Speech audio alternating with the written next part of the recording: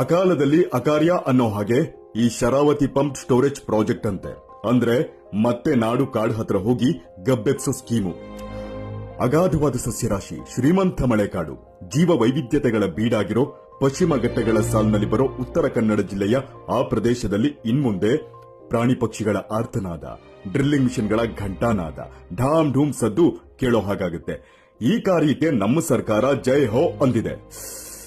ಇದು ಹೆಂಗಿರುತ್ತೆ ಅಂತ ಗೊತ್ತಾಗ್ಬೇಕು ಅಂದ್ರೆ ಹೈದರಾಬಾದ್ನ ಕಚ್ಚಾ ಗಜ್ಜಿಬೌಲಿ ಕಾಡಲಾಗಿತ್ತಲ್ಲ ಸೀನು, ಅದನ್ನ ನೆನಪಿಸ್ಕೊಳ್ಳಿ ಸಾಕು, ಕ್ಲಿಯರ್ ಪಿಕ್ಚರ್ ಸಿಗುತ್ತೆ.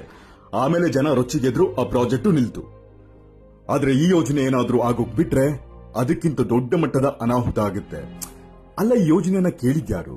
ಜನನ, ಜನಪ್ರತಿನಿಧಿಗಳ. ಏನ್ ನನ್ನ ಮಗಂದು ಏರ್ಪೋರ್ಟ್ ರನ್ವೇ ರೋಡ್ಗಳು, ಮಲ್ಟಿ ಸ್ಪೆಷಾಲಿಟಿ ಹಾಸ್ಪಿಟಲ್ಗಳು, ಇಂಜಿನಿಯರಿಂಗ್ ಮತ್ತೆ ಮೆಡಿಕಲ್ ಕಾಲೇಜ್ಗಳನ್ನ ಕಟ್ಟಿಸ್ಕೊಟ್ಟಿದ್ದೀರಾ ನೋಡಿ. ಈಗಾಗಲೇ ಸಾಕಷ್ಟು ಗುಡ್ಡ ಕುಸಿತ ಕೇಸ್ಗಳೆಲ್ಲ ಆ ಭಾಗದಲ್ಲಿ ಹೆಚ್ಚಾಗಿ ಆಗಿದೆ. ಹಂಗೂ ಇವಾಗಿನ ಟರ್ಬೈನ್ಗಳಲ್ಲಿ ಉತ್ಪತ್ತಿಯಾಗ್ತಿರೋ ಕರೆಂಟು ಸಾಕಾಗ್ತಿಲ್ಲ, ಇನ್ನೂ ಬೇಕು ಅನ್ನೋದಾದ್ರೆ ಮಾಡಿ. ಆದ್ರೆ 16,000 ಮರ ಅಲ್ಲ, ಒಂದೇ ಒಂದು ಮರ ಕೂಡ ಕಡಿಬಾರದು, ಒಂದಿಂಚು ಅರಣ್ಯ ಭೂಮಿನೂ ಕೊರಿಬಾರದು. ಅಲ್ಲಿನ ಹಸಿರನ್ನ ಹಸಿರಾಗಿರೋಗ್ ಬಿಡಿ, ಪ್ರಾಣಿ ಪಕ್ಷಿಗಳಿಗೆ ಉಸಿರಾಡೋಗ್ ಬಿಡಿ. ನಮಸ್ಕಾರ.